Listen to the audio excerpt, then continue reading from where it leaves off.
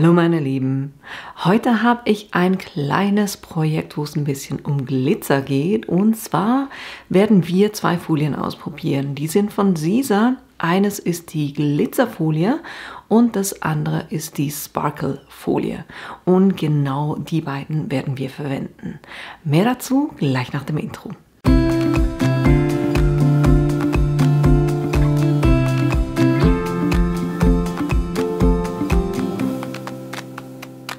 Heute, wie gesagt, geht es um die Glitzer- und die Sparkle-Folie von Sisa. Und ich mache das jeweils so, wenn ich Glitzerfolie verwende, dann mache ich da jeweils nicht riesengroße Motive damit, sondern ich setze die eher dezent ein, um so kleine Akzente zu setzen. Hier habe ich zum Beispiel auf dem Filz geplottet und da ist eigentlich... Die Sprüche sind eine ganz normale Flexfolie und dann der Hase und die Eier sind eine Glitzerfolie, und das hat dann halt einfach auch einen schönen Effekt. Das sieht man hier jetzt gar nicht so gut, ihr werdet es nachher sehen, wenn wir mit mir das Beispiel gemacht haben, aber es hebt das Ganze halt nochmal ab, und ich finde es gerade so für kleine Sachen, finde ich das wirklich super. Wenn euch das interessiert, da verlinke ich euch das Video oben in der Ecke. Aber wir werden es heute nicht so einsetzen, dass ich das nur ausschneide, sondern ich will auf das Ganze auch sublimieren. Ich habe jetzt hier die weiße, das ist Rainbow White, ich habe Gold und ich habe eine rosa, und das ist die Sparkle Folie. Und auf die weiße Glitter habe ich schon oft sublimiert, da weiß ich, das funktioniert. Heute will ich testen, ob das jetzt zum Beispiel mit Schwarz auch hier drauf geht, und ich will die Sparkle auch testen, weil das habe ich auch noch nicht ausgetestet. Und ich weiß auch nicht, also ich habe gesehen, dass jemand auf die weiße Sparkle sublimiert hat, das hat funktioniert. Rosa weiß ich nicht, von dem her ist es heute wirklich ein Ausprobieren. Wie gesagt, auf der weißen Glitzer weiß ich, dass das wunderbar funktioniert. Jetzt müsst ihr natürlich von den Farben auch immer darauf achten, Sublimationsfarbe ist ja nicht deckend, das heißt, die ist transluzent. Und somit werde ich für diese Beispiele alle einen Spruch auswählen, der nur schwarz ist, damit wir das einfach mal so ein bisschen testen können. Ich habe auch schon farbige Motive gemacht auf der Glitzer, das zeige ich euch kurz. Das waren hier die beiden, wo ihr seht, ihr kennt das Motiv wunderbar, und wenn ich dann das Ganze so gegen das Licht halte, dann glitzert das wunderbar. Also hier. Ja. Also ich finde es wirklich auch eine super Sache, um eben farbige Motive zu sublimieren, aber ich werde das heute eben mal mit einem Schwarz-Weiß-Spruch machen. Von den Farben her, ihr seht hier eben die Rainbow White, das ist die hier, die funktioniert super. Dann werde ich eben auch die Gold heute ausprobieren, da habt ihr ganz viele andere Farben, aber eben, sobald es dunkel ist, dann erkennt ihr das, was sie mit der Sublimation draufbringt, fast nicht mehr. Von dem her würde ich da eher in den helleren Farben drinnen bleiben. Das sind die Glitzerfolien, und ihr seht, es hat wirklich super schöne Farben, wenn ihr die eben auch so einsetzt, ohne zu sublimieren, ne? So wie man das eigentlich machen würde. Und bei der Sparkle haben wir hier unten auch ein paar Farben. Das Snowstorm White, das ist eben die, wo ich gesehen habe, dass es funktioniert hat.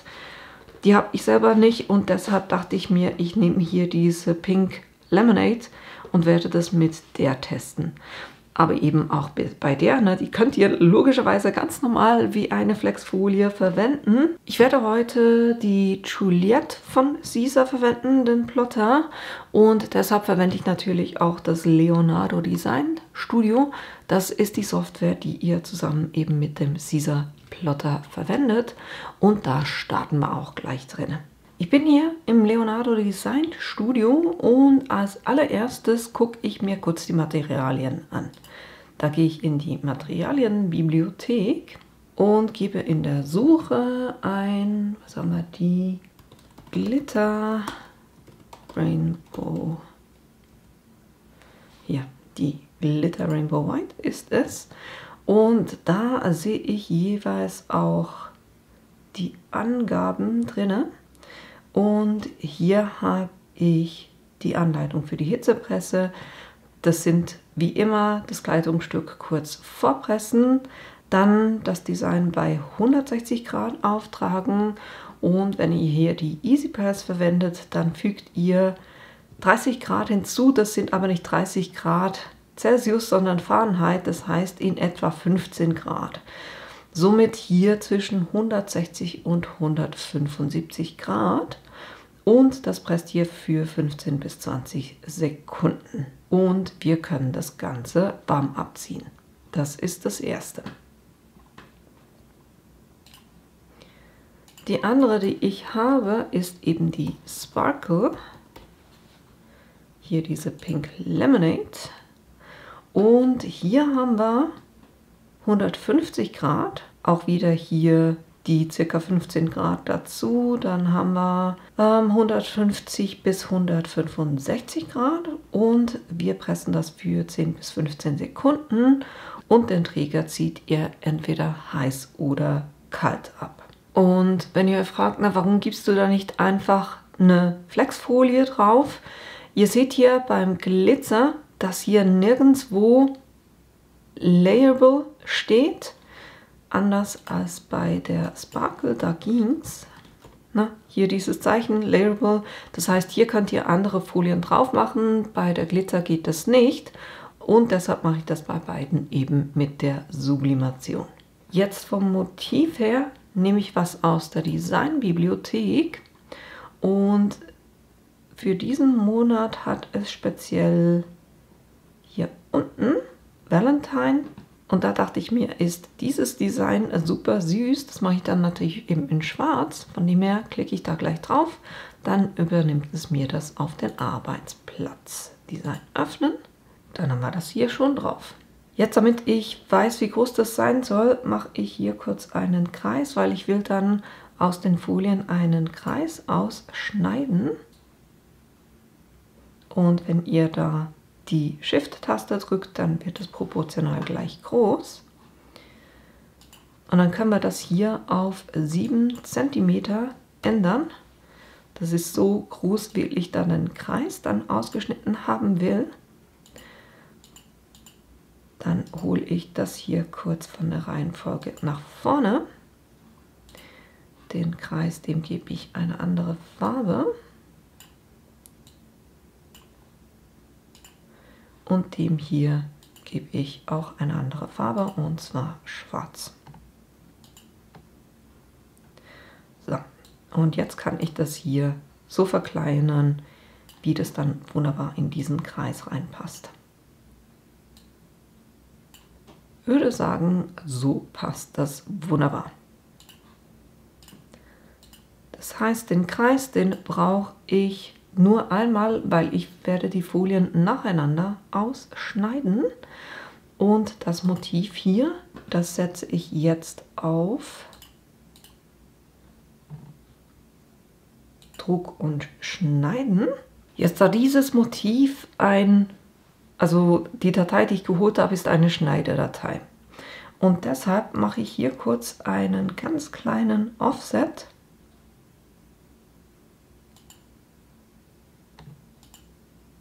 Und sage Logo drucken, dann schneiden und sage hinzufügen. Und hier kann ich den Abstand noch ein bisschen kleiner machen. Sagen wir mal 0,2 cm. Wunderbar. Und ich will jetzt die ganze Seite nutzen, das heißt, ich will das Ganze auf ein A4-Blatt drucken, deshalb ordne ich das noch ein bisschen anders an und werde das auch ein paar Mal duplizieren.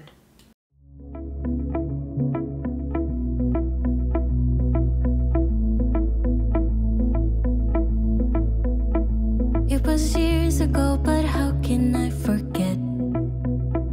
We were 16 up all night. So, dann habe ich hier 12 Stück und kann sagen, Design senden. Senden. Jetzt habe ich eine Seite zum Drucken und eine zum Schneiden. Schneiden werde ich nicht, sondern ich mache das kurz von Hand, weil das ist eigentlich ganz einfach, dass ich die Motive einfach voneinander schneide. Deshalb mache ich hier nur das Drucken. Da nehme ich eine A4-Seite. Ich habe den Sorgras-Drucker. Wunderbar. Spiegeln mache ich nicht, das mache ich nachher mit meinem Drucker. Und beim Sorgras-Drucker kann ich hier jetzt ganz einfach sagen, Print Manager. Dann wird es geöffnet. Ich nehme Mauspad, hohe Qualität, diesmal eben spiegeln, damit es dann auch passt. Layout passt zu einer A4-Seite, Job passt auch drauf, Farbe Vivid passt, alles wunderbar und so kann ich das kurz drucken. Dann breche ich das hier ab, das heißt eben, ich schneide das nicht einzeln aus, sage zurück zum Design. Dann nehme ich das hier weg und nehme meinen Kreis. Und den werde ich jetzt eben einzeln aus den Folien ausschneiden. Da sage ich rechte Maustaste auf den Nullpunkt setzen. Dann hier, es ist kein Druck- und Schneideauftrag und ich werde auch nicht die Matte verwenden, sondern das Abrolle plotten. Und dann kann ich auch schon sagen, bei den Eigenschaften muss ich nichts sagen. Hier Design senden. Senden. Und jetzt werde ich die Plotter-Einstellung verwenden. Spiegeln muss ich es nicht, weil es ist ein Kreis, aber normalerweise würdet ihr für Thermotransferfolie das Ganze spiegeln. Und dann sage ich hier auch schon an den Plotter senden. Jetzt, bevor ich dann hier Ja sage, muss ich natürlich zuerst die Einstellung am Plotter machen und das Material laden und das mache ich kurz.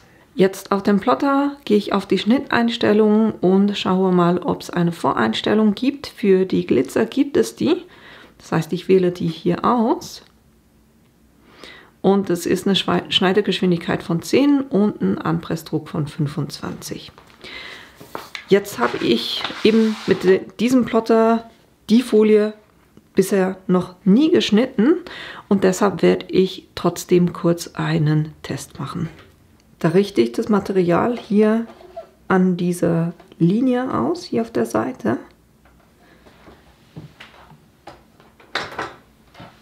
Und dann bringe ich das Messer unten in die Ecke.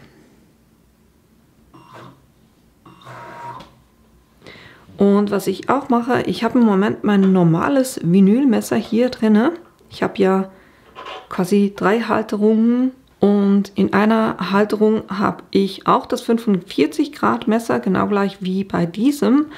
Aber das habe ich so markiert, dass ich weiß, das verwende ich zum Papierschneiden. Und da die Glitzerfolie eine sehr grobe Struktur hat, diese Glitzerelemente, schneide ich die gerne auch mit diesem Messer, weil es eine ein bisschen stärkere Abnutzung hat als eine normale Folie. Deshalb eben nicht das Messer, was ich normalerweise für Folie verwende, sondern ich nehme das, was ich normalerweise zum Papierschneiden verwende.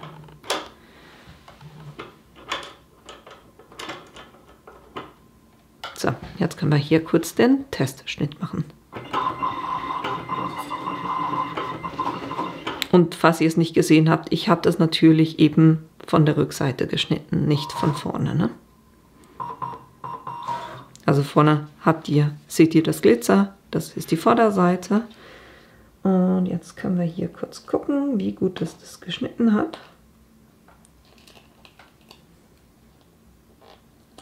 Hat absolut einwandfrei geschnitten und auch nicht durch die Folie durchgeschnitten.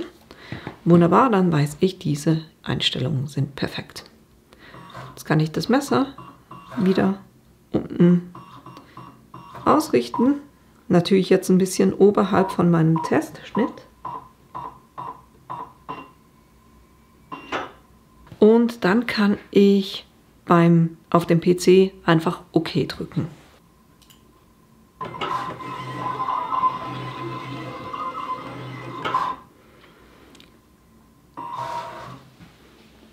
Dann sehe ich auch wunderbar, dass der das super geschnitten hat. Das war schon die erste Folie. Genau dasselbe mache ich jetzt mit der weißen, weil das ist ja dasselbe Material. Da werde ich jetzt keinen Testschnitt mehr machen. Ich habe es mir kurz anders überlegt, weil dieses Material extrem gerollt ist. Das war so auf einer Rolle aufbewahrt. Deshalb werde ich das trotzdem mit der Matte schneiden.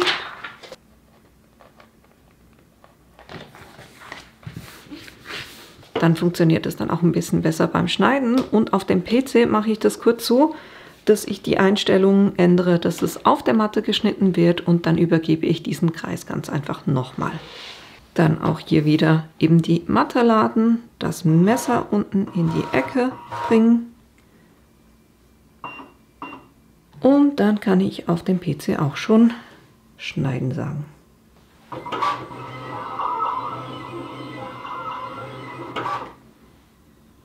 Wunderbar, das war das. Auch da sehe ich, dass das wunderbar geschnitten wurde. Und jetzt haben wir noch die Sparkle.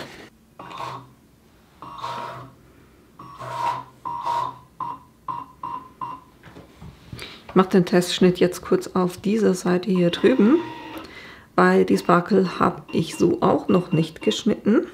Jetzt sind wir ja bei den Einstellungen noch auf der Glitzerfolie und wenn ihr auf andere geht, dann habt ihr hier auch die Sparkle.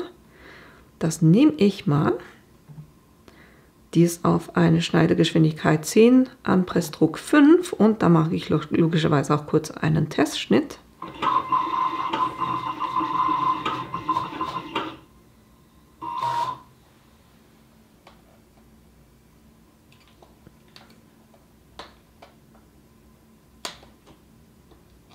Absolut perfekt geschnitten und auch nicht durch das Material durchgeschnitten. Somit weiß ich, die passt wunderbar.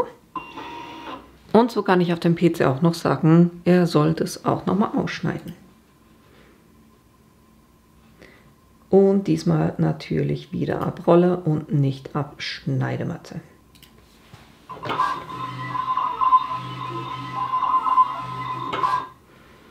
Dann haben wir das auch schon. Und dann kann ich das Material schon rausnehmen und das Ganze entgittern. Jetzt hatte ich hier für die Sparkle vergessen, das Messer zu wechseln. Ist okay, aber die würde ich normalerweise mit dem Messer für Vinylfolie schneiden. Die Arbeitsabläufe sitzen bei mir noch nicht hundertprozentig, man merkt es, ne? So, jetzt habe ich hier das, was ich ausgedruckt habe, meine 3 Kreise und die Täschchen. Jetzt müssen wir das noch kurz entgittern.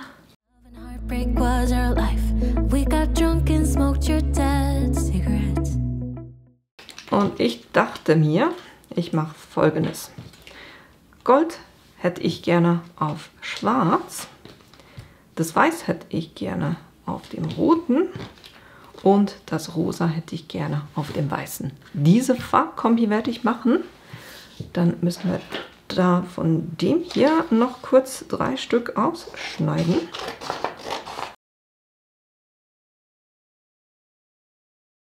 Und da müsst ihr natürlich die Passmarken, die müssen weg, ne? Die dürfen nicht drauf bleiben, weil die würden sonst mit übertragen. Und alles andere bewahre ich auf und verwende die für was anderes. Und was ich jetzt mache, ist die Täschchen vorzupressen einerseits und dann werde ich die Glitzerfolien bei 160 Grad nur kurz für 2 Sekunden aufpressen, weil ich will nur, dass das mal hält, weil wir gehen ja dann noch mit einer höheren Hitze mit der Sublimation drauf. Von dem her will ich nur kurz, dass das hält. Und hier mache ich 150 Grad und presse das auch kurz drauf. Alle natürlich kurz vorpressen eben und dann die 2 Sekunden drauf pressen, damit wir die Trägerfolie ablösen können. Das mache ich kurz und bin gleich wieder zurück. Dann haben wir hier die Kreise schon drauf und jetzt kann ich nur noch meine Motive schön mittig ausrichten. Und ich weiß, ihr seht das von der Kamera her nicht, aber ich sehe hier durch das Papier so ein bisschen durch und kann das hier wunderbar platzieren. Und das mache ich natürlich auch mit hitzebeständigem Klebeband fest. Dreamt of a life in a big town, skyscrapers and neon lights. Ooh, I still think of you. Ooh,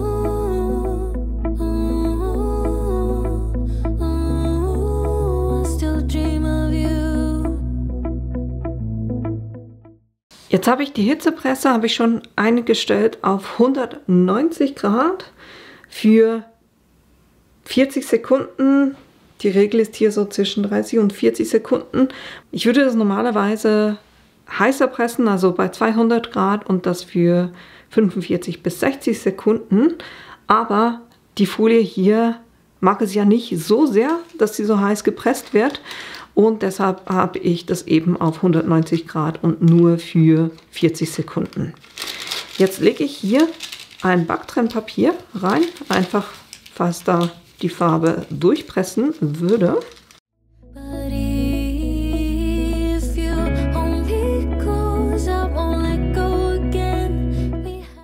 Und oben lege ich natürlich jeweils auch noch ein Backtrennpapier drauf. Das heißt, ich presse jedes einzelne jetzt bei 190 Grad für rund 40 Sekunden und dann komme ich wieder zurück und zeige euch die Resultate. Drückt mir die Daumen, dass das funktioniert. So, jetzt habe ich das Ganze gepresst und es ist noch was Spannendes passiert, was ich euch auch gleich zeigen wollte, weil das ist super. Das sind immer so Learnings, die dann euch auch dienen, hoffentlich. Das eine ist, diese Tasche war wunderbar, da ist keine Farbe zu sehen, weil die nicht gefärbt ist. Die anderen beiden Taschen sind gefärbt und das seht ihr einerseits am Backtrennpapier, das heißt, das könnt ihr nicht wiederverwenden. Dasselbe hier auch beim Schwarz. Ich hoffe, ihr erkennt es. Und das Thema ist, es hat nicht nur das Backtrennpapier gefärbt, sondern auch die Glitzerfolie. Ich zeige euch das kurz. Wenn ihr euch die Farbe anguckt hier von der Glitzerfolie und das vergleicht mit der, wie sie eigentlich ist, dann seht ihr dann Farbunterschied. Das heißt, hier hat es eine Farbmigration gegeben. Ist einfach was man berücksichtigen muss, was man halt auch nicht immer weiß, weil man nicht weiß, wie die Taschen gefärbt sind. Ich denke mal, hier wird das keine große Rolle spielen, weil das ist jetzt einfach mehr so in den rosa Bereich rübergegangen durch diese rote Färbung. Aber ich habe ja ein schwarzes Motiv drauf, von dem her wird das nicht so schlimm sein. Ich würde mal sagen, wir fangen hier drüben an. Das war die Sparkle und ich bin so gespannt, ob das funktioniert hat. Heben wir das Geheimnis.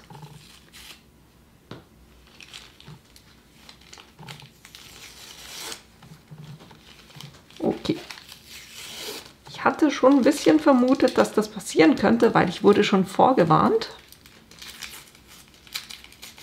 dass das Papier sich mit der Folie verhaftet.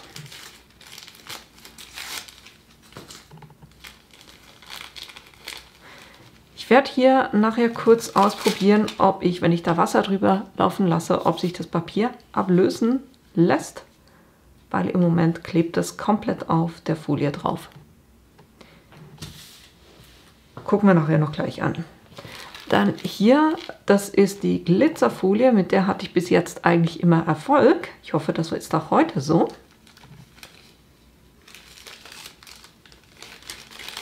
Ja, wunderbar. Lässt sich wunderbar lösen. Das Schwarz ist drauf, aber eben, ich habe jetzt halt so einen kleinen Rotstich drin. Aber ich finde es trotzdem super süß. Ich habe das Motiv extra ein bisschen weiter unten angelegt, weil wir ziehen ja dann diese Tasche zusammen. Und da wollte ich einfach, dass es eher hier unten zu liegen kommt. Das heißt, das, wo ich schon wusste, dass es funktionieren wird, das ist die Glitzerweiß. Das ist gut geworden. Jetzt gucken wir uns noch an, wie das auf der Goldglitzer aussieht.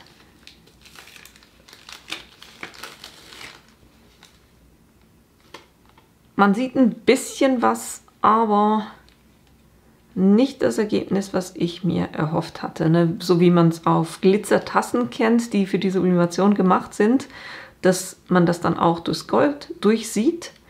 Das ist hier nicht der Fall. Von dem her würde ich sagen, das würde ich sein lassen. Na, die Ergebnisse werden nicht gut genug. Die weiße Glitzer funktioniert und das hier wasche ich noch kurz aus oder versuche mit dem Wasser das Papier da runter zu kriegen und zeige euch nachher gleich, wie das aussieht. So, ich habe es versucht. Tasche ist noch ein bisschen nass, aber ihr seht, dass immer noch Papier drauf. Also man kriegt es nicht wirklich runter. Das heißt, das Ergebnis auch nicht schön. Das Einzige, die Glitzerfolie, schade, weil da wusste ich eh schon, dass es funktioniert. Das hatte ich euch auch schon gezeigt. Was ich jetzt aber mache, damit ihr das auch seht, wie schön diese Folien sind, wenn man die so verwendet, wie die eigentlich gedacht sind, werde ich das wieder runterlösen. Wenn ihr nicht wisst, wie ihr Flexfolie wieder von einem Stoff runter bekommt, da verlinke ich euch auch ein Video. Das habe ich euch auch schon gezeigt. Somit werde ich das wieder runterlösen und dann den Engel ausschneiden und das dann auf die andere Seite drauf bringen, damit wir da trotzdem schöne Täschchen haben. Das mache ich kurz und bin dann gleich wieder zurück bei euch. So, ich habe die Folien alle nochmal geschnitten. Dann können wir die hier entgittern. Dann seht ihr nämlich, wie cool es auch aussieht, wenn man die ganz normal verwendet.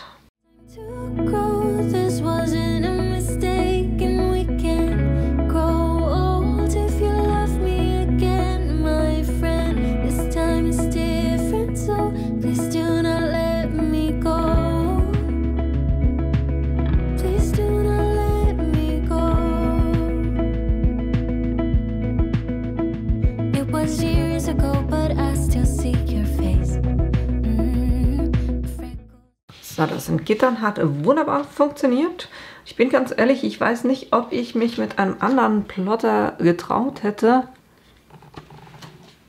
so feine Linien bei der Glitzerfolie zu schneiden, aber hat funktioniert.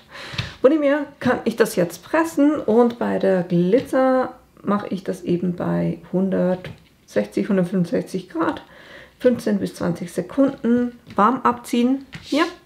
Und bei der Sparkle sind es 155 Grad, 10 bis 15 Sekunden und es ist ein warm oder kalt abziehen. Und genauso verpresse ich die noch kurz und bin gleich wieder zurück. So, und jetzt seht ihr noch, wie die Ergebnisse werden, wenn man die richtig verwendet. Das hier ist die Sparkle und die glänzt halt einfach wunderbar. Hat von der Dicke her so fast wie eine normale Flexfolie, also die Easy Weed, aber hat halt einfach noch diesen Glanz oben drauf. Und eben, ihr könnt da auch wirklich super filigran gehen. Dann als zweites die Glitzerfolie in Gold. Und die glitzert dann richtig, ne? Und das spürt ihr auch, ne? Wenn ich da mit dem Nagel drüber gehe. Also die hat schon eine ziemliche Struktur, aber auch da, ne? Super süßes Ergebnis. Und dann haben wir noch die weiße.